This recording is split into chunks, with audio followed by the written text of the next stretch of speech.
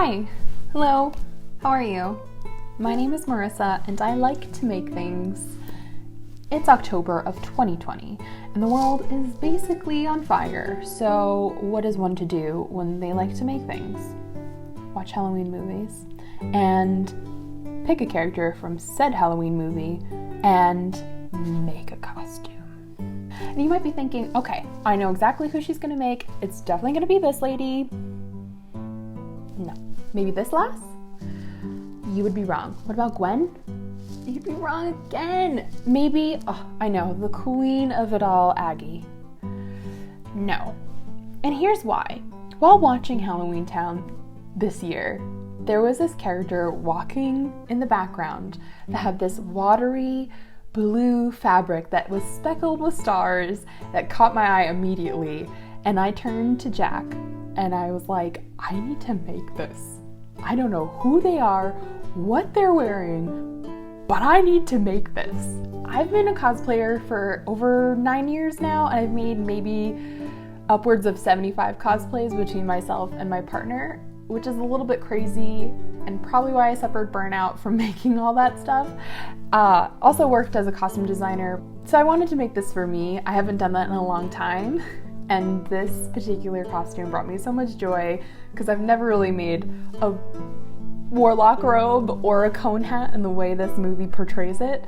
So I'm excited to see how it comes out. I'm hoping to learn at least one new skill and, it may not be historically accurate, but I'm really, really pumped to see how this turns out. So wish me luck, and I'll link everything in the description below if you're interested, including fabric sources and which pattern I'm using.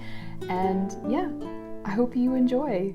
Whoever will be watching this, I hope it inspires you to do something that you want to do that may be hard right now, but my heart is with you. We can get through this. Okay, so the first thing I reached for when creating this costume was a pattern, and luckily I already had the perfect one in mind. Simplicity 5840. I got this one a little while back when I was trying to figure out how to pattern some Jedi robes for my partner, and I didn't end up using this, but I might make another video on how to make Jedi robes in the future if people are interested. Then I started my design, made a list of all the things I needed to get done, and got to work cutting out the pattern. Please note, as it's spooky season, I only watch spooky things, and of course that includes Over the Garden Wall. If you haven't seen it, definitely check it out.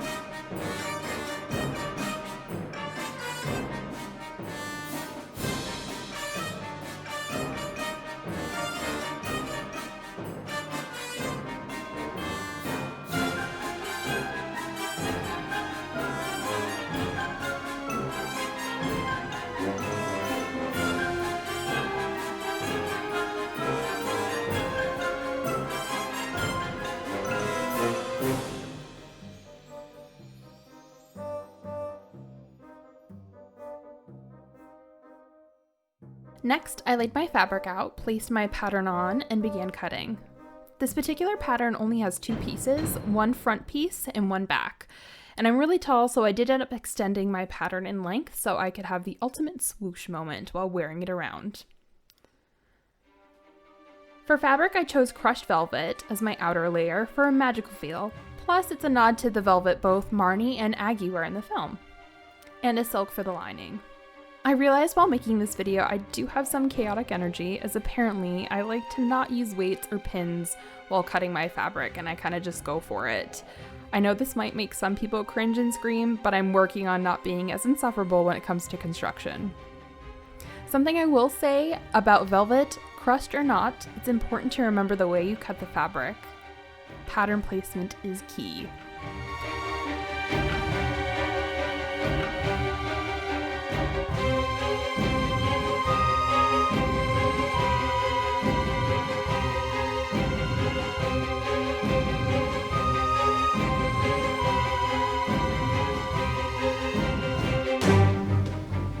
Next, I worked on my hat. Originally, I was trying to use cardboard as my base, but it didn't really work out, so I switched to my tried and true craft foam, which worked so much better.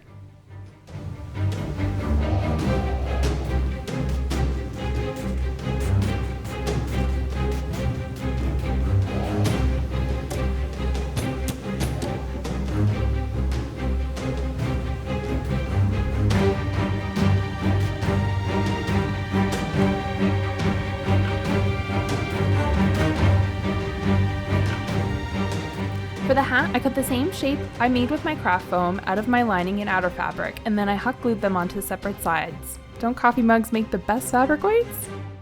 Just kidding, don't do that. I was lucky I didn't break anything or spill my coffee everywhere.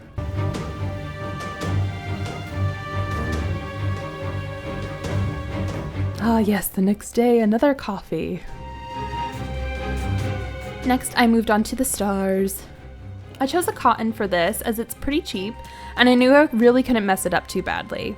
I found an image of a 6-pointed star online and traced that onto my fabric. I cut 2 layers of stars at a time, and I was going to count them, but I honestly lost count, but luckily I made just the right amount for both the cape and my hat.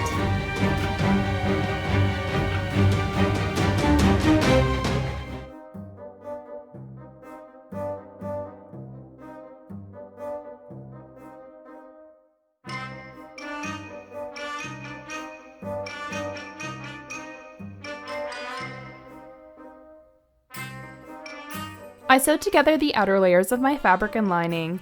I forgot to film that, but don't worry, there'll be some satisfying sewing shots coming soon. So on with the stars.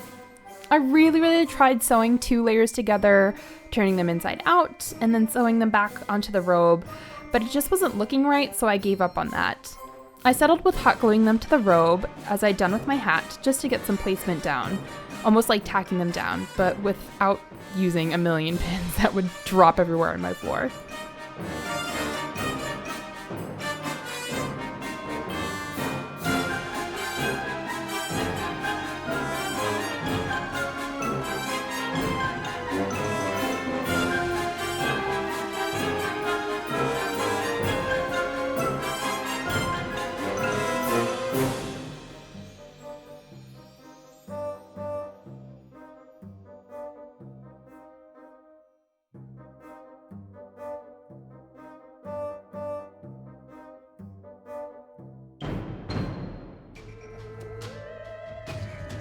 After they were all glued, I went over and sewed them all down, which, as you can tell from my change of outfit, took a few days to complete. One could say I was going batty, because I have bats on my dress.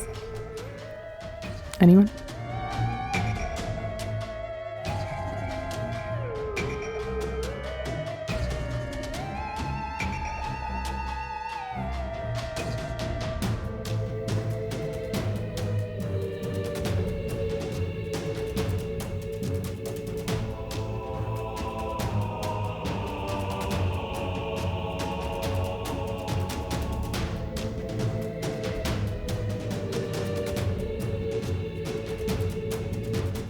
After I'd sewn all the stars down, I pinned the lining and outer layers together, one section at a time, by folding both the lining and outer layer in and then sewing them together.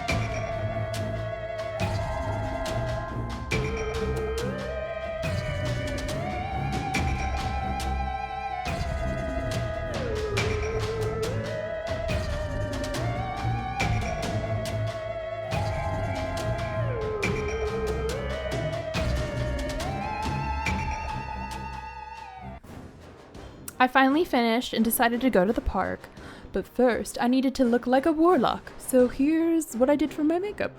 Just some blues and attempting to put false lashes on.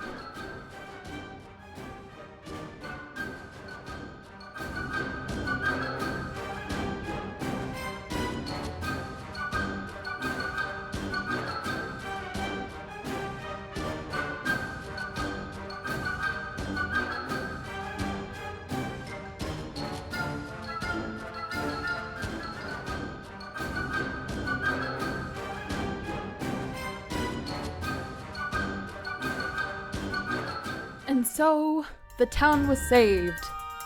What town? London town? No. Halloweentown.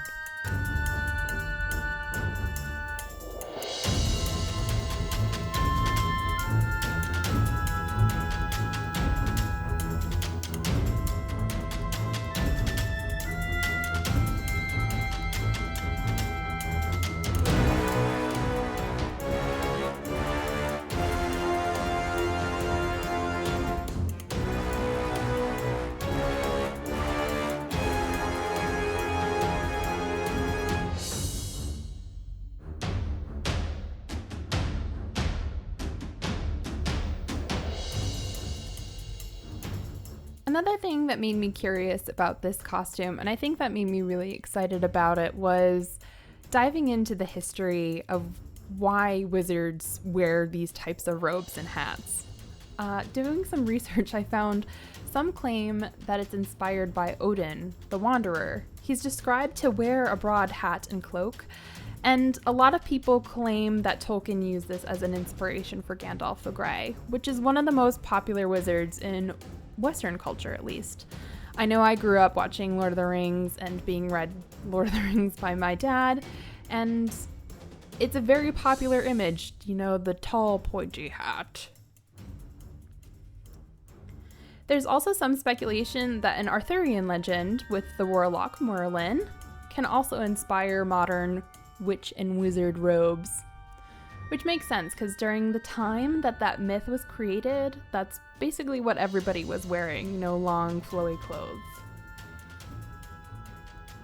I'm not a historical expert on clothing, but it's something I'm interested in getting more into. Also, the cone hat, such an interesting thing. There's so many iterations throughout a number of cultures, just like robes. Most were worn for religious purposes and for the keepers of knowledge in specific cultures. There's so many avenues to explore for both of these garments that I would never have enough time to do a full series on them. But if you want to take a look, definitely check it out. It's so fascinating. I think the history of where we pull our influence from magical characters now is so interesting.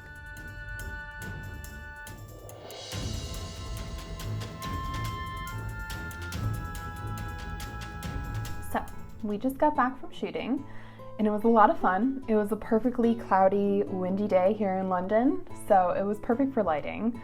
And we went to our local park, which was really funny. A lot of people were taking pictures of me and definitely were confused as to what was going on. But there were people who yelled Dumbledore at me, which I should have assumed would be a possibility, as I was wearing a blue robe and a pointy hat and had white hair.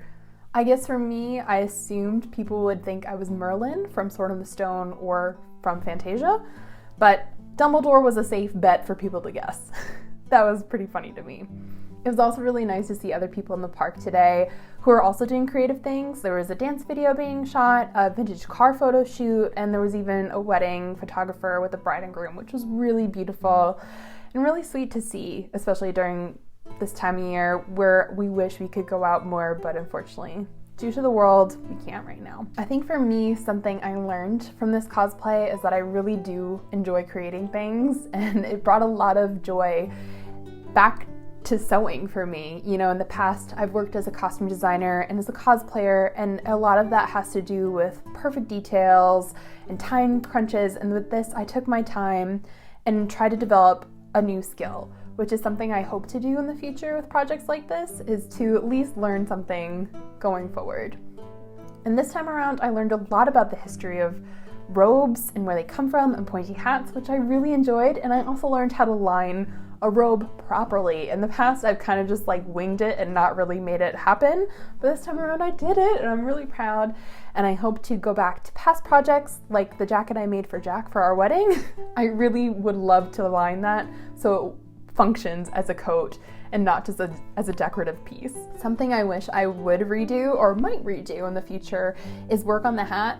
It is all hot glued, none of this is sewed. I really wish I could say I made this historically accurately and can be a proud wizard owning hat person, but unfortunately I just didn't have the willpower to do it this time. But in the future, I would like to explore making hats. I mean, it still came out okay. I think it's pretty great, and I hope people bring this look back. It is wonderful. Doors are hard though. Doorways and lights are very hard. Yeah, I had a great time though. And, you know, it was fun to work on something new. You know, I kind of feel like I've been in a rut recently, and this whole exploration of characters in the background I think is really exciting for me, and I hope you guys really like it. I mean, who knows who will actually watch this video, but I'm doing it for me, and hopefully somebody out there will enjoy it too, and it will inspire them to create something on their own. On that note, if you like this video, or if you have a movie you'd like me to check out and maybe do a background character costume for, please leave it in the comment below. I will do my best to respond and watch the movies and pick a character, because I have a few in mind that I'm really excited about. If you want to see more of what I do on a regular basis, please be sure to check out my social media handles. I'll leave them in the description below. And until then, I hope you have a happy Halloween. It is going to be a full moon, so it should be crazy, but I hope everybody stays safe so this time next year we can all celebrate in person together.